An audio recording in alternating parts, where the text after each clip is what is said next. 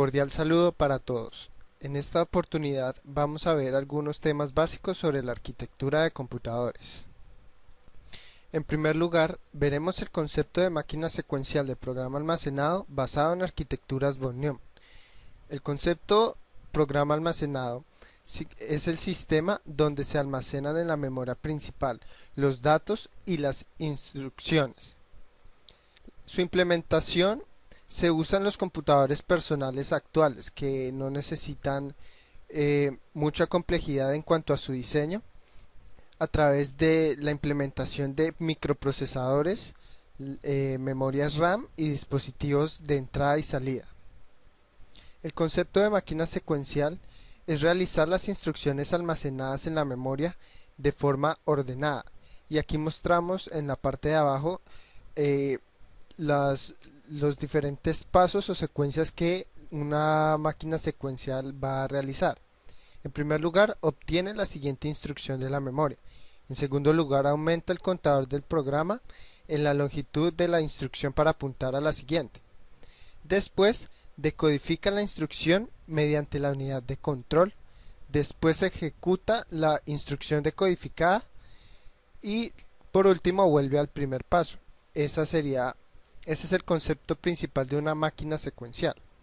Algunas de las ventajas de este modelo von Neumann es que el diseño es mucho más simple y flexible. También optimiza el uso de la memoria para hacer las operaciones mucho más rápido y el almacenamiento de datos de forma más eficaz. Y la principal ventaja es el costo relativamente bajo al implementar estos sistemas. La principal desventaja es que puede limitar el rendimiento del sistema por compartir un solo bus entre la memoria y la CPU. Esto va a disminuir de una forma gradual la velocidad del sistema y pues es algo relativamente bajo, pero siempre va a disminuir el rendimiento real del sistema en general. En segundo lugar, veremos la evolución de los microprocesadores y principales fabricantes. En este gráfico veremos la evolución de la marca Intel, que empezó con el modelo 4004 con una velocidad del reloj de 1 MHz con un bus de datos de 4 bits en el año de 1971.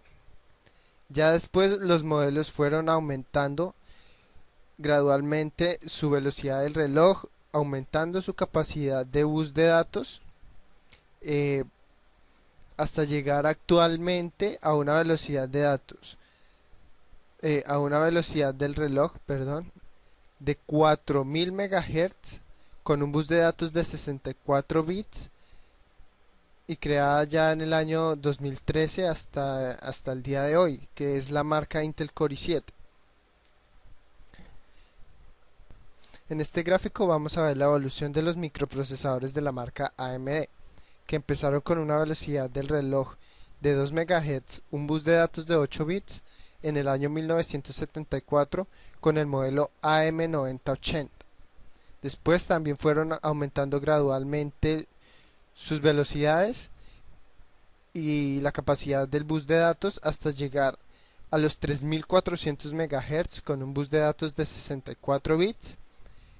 Este último modelo fue creado en el año 2014 y se siguen fabricando muchos modelos de la marca FX. Ahora vamos a ver el enfoque estructural y funcional de una computadora basada en el modelo von Neumann. Un computador basado en el modelo von Neumann en su enfoque estructural consta de tres partes básicas: la memoria principal, la unidad central de proceso y la unidad de entrada y salida. En la memoria principal se van a almacenar los datos y las instrucciones de un programa. En la unidad central de proceso se va a dividir en la unidad de control y la unidad aritmético-lógica.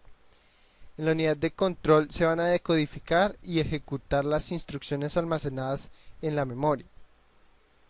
En la unidad aritmético-lógica se van a ejecutar las operaciones de tipo matemático y lógico que van a estar almacenadas en las instrucciones. Y por último, en la unidad de entrada y salida se va a permitir La comunicación con el exterior mediante dispositivos como el teclado, la pantalla, los discos duros, los discos magnéticos o el mouse. Y ya el resto son conectores y los administradores de energía, los que se conocen como los buses. En el enfoque funcional, un computador basado en este modelo va a poder realizar operaciones como el procesamiento de datos, el almacenamiento de datos, el traslado de datos y las operaciones de control. Ahora vamos a ver lo que son los sistemas numéricos que se utilizan mayormente en una computadora.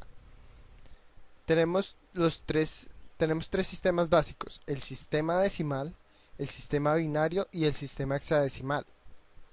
El sistema decimal utiliza 10 símbolos para representar los números.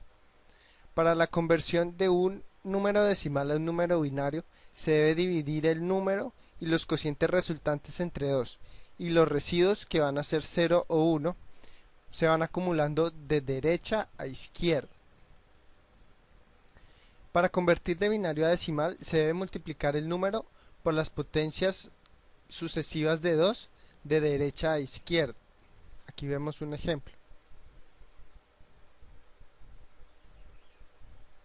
Ahora vamos a ver el sistema binario, que es el que utiliza dos símbolos para representar los números, que son los números 0 y 1.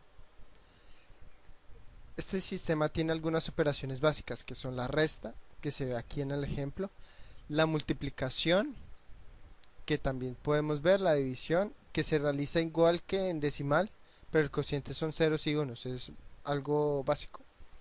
Y la suma, que también la podemos ver en el ejemplo, pero para las operaciones multiplicación y división se puede utilizar el complemento a 2, que aquí tenemos la fórmula, o el algoritmo de Booth, que es un poco más complejo, pero es para multiplicaciones o divisiones mucho más largas. Con el sistema binario también se puede realizar operaciones lógicas, como el equal, como el or, como el nor, como el not, como el and, como el NAND y el NOREX. Ahora tenemos el sistema hexadecimal, que es el que utiliza 16 símbolos para representar los números. Estos 16 símbolos son del 0 al 9 y del A a la F. Para convertirle el sistema hexadecimal al sistema binario se debe utilizar una tabla de conversión, que es la que presentamos aquí en la tabla azul, que es la más larga. Para convertir de hexadecimal a decimal, se debe multiplicar el número por las sucesivas potencias de 16 de derecha a izquierda, y así obtenemos el número decimal. Para convertir de decimal a hexadecimal, se debe dividir el número y los cocientes resultantes entre 16, y los residuos se van acumulando y convirtiendo de derecha a izquierda. Ahí abajo podemos ver el ejemplo de cómo se hace la conversión. Ahora vamos a ver los registros del procesador 8086.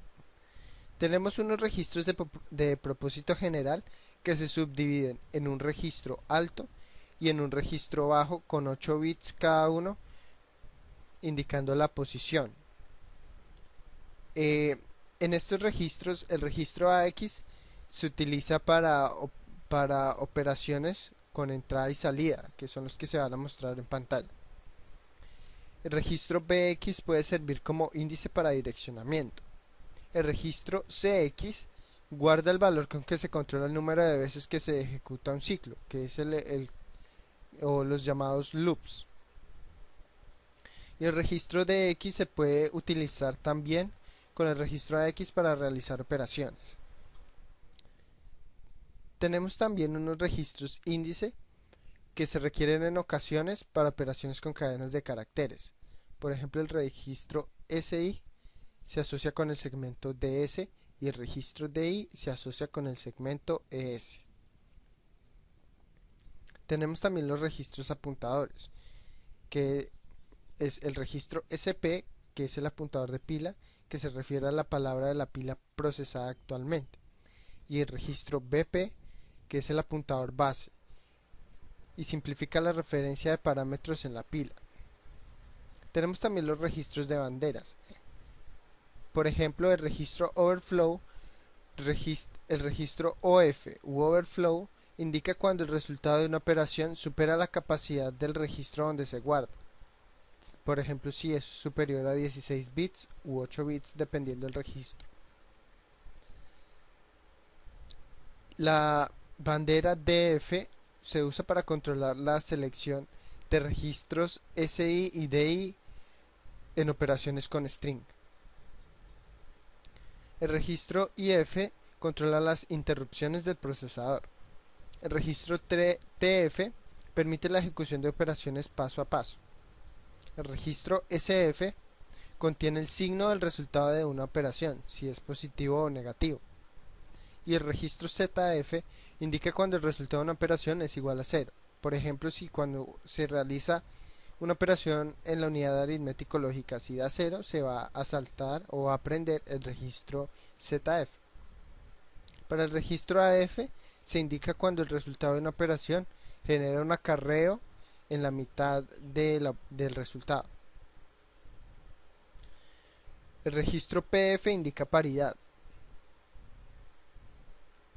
Y el registro CF almacena el acarreo del bit más significativo de una operación aritmética. También tenemos los registros de segmentos. Por ejemplo, el segmento CS es el segmento de código e indica la dirección inicial de un segmento de código que se va a ejecutar actualmente. El registro DS indica la dirección inicial de un segmento de datos de un programa a ejecutar. El registro SS indica la dirección de inicio del segmento de pila para almacenar temporalmente las instrucciones. Y el segmento DS puede utilizarse como un segundo segmento de datos o para direccionamiento de memoria del sistema. El registro IP, que es el registro apuntador de instrucciones, indica el segmento de código que se ejecutará en la memoria. Ahora veremos los progresos de la tecnología de semiconductores en microprocesadores tipo CISC y tipo RISC. Para un microprocesador tipo RISC se tiene una capacidad de procesamiento hasta 4 veces mayor, ya que utiliza una superficie menor de circuito integrado para ejecutar las instrucciones porque son bastante limitadas. Esta arquitectura permite aplicar más fácilmente nuevas tecnologías de semiconductores, satisfaciendo la ley de Moore, que es la que dice que a mayor tiempo mayor debe ser la implementación de nuevos transistores en una unidad de microprocesador. Permite una mejor integración de instrucciones de compilador y funciones de procesador, pero requiere de traductores o compiladores más complejos para que los programas puedan adaptarse a las instrucciones admitidas en el procesador, ya que, como vemos, este microprocesador tiene un conjunto de instrucciones bastante limitado. Se pueden utilizar en sistemas como consolas de videojuegos, servidores, entre otros dispositivos, debido a su facilidad de uso. Para los microprocesadores tipo RISC requiere superficies dedicadas de circuito integrado mucho más grandes para el procesamiento. También requiere de un proceso de diseño más complejo para implementar nuevas tecnologías de semiconductores. Pero no se puede distribuir las funciones entre el procesador y un compilador para su optimización. Puede admitir mayor número de instrucciones sin necesidad de compiladores, ya que puede almacenar muchas más instrucciones y la ejecución de los programas va a ser mucho más sencilla. Por su complejidad de instrucciones se utilizan en las computadoras personales, en los mainframes o en algunos servidores que soporten esta tecnología. Esto fue todo por este video. Muchas gracias por su atención.